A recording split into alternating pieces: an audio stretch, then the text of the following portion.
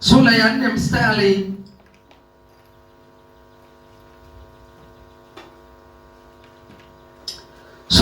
mstari wa 8.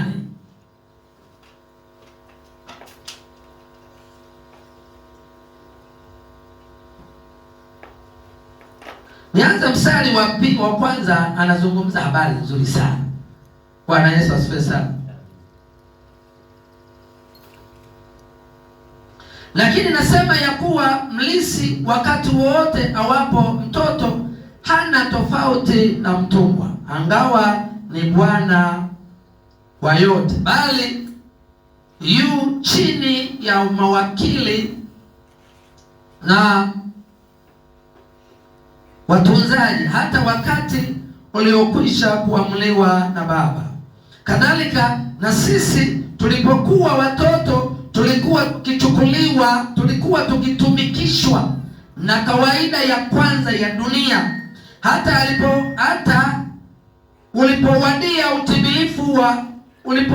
utimilifu wa wakati, Mungu alipomtuma mwanaye ambaye amezaliwa na mwanamke, amezaliwa chini ya sheria, kusudi awakomboe hao waliokuwa chini ya sheria.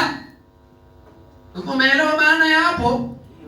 Ina maana Mungu, kwa sababu mwanzoni tulikuwa tunafuata mambo ya kawaida ya ulimwengu, na Mungu akamtoa mwanae. Tulijifunza juzi somo la kumjua Mungu ni nani na Yesu ni nani. Leo watu hawamjui Mungu ni nani na Yesu ni nani. Sisi tunamjua Mungu ni muumba wa mbingu na nchi, na tena yeye ndiyo baba yetu. Sema amen. Na Yesu ni mwana wa Mungu, amezaliwa na Mungu kwa uwezo wa Mungu. Mungu alipomtuma malaika kwenda kwa Mariamu, na Mariamu akapewa taarifa, na Mariamu akabeba mimba, na huyo aliyebebwa sifa yake anakuwa kama mwanadamu alivyo. Anaona njaa, analia, anaumia, anakufa, sifa nyingine ya mwanadamu ambayo Yesu aliyoipata.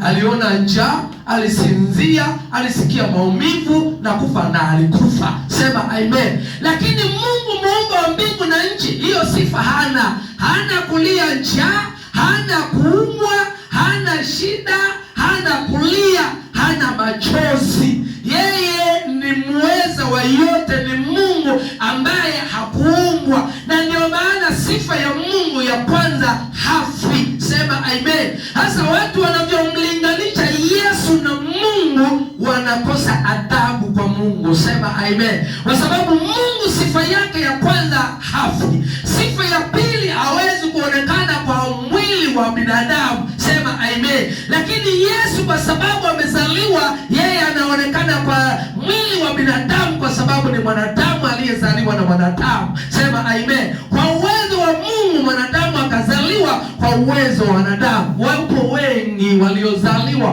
kwa uwezo wa wanadamu, wakiwepo. Jana nimekaa muda fulani, nimekaa nasoma habari za Samsoni, kwamba baba yake Manoa alikuwa na mke wake, hajapata mtoto, na Mungu akamwambia utapata mtoto wa kiume, lakini usinywe mvinyo wala kileo. Kwa hiyo Mungu anampa utaratibu, na akamwambia utabeba mimba, utamzaa mtoto wa kiume. Huyo atakuwa nadhiri ya Bwana, nadhiri ya Mungu. Huyo mtoto wa kiume itakuwa ni kwa ajili ya ukombozi wa wana wa Israeli. Sema amen. Lakini Yesu sio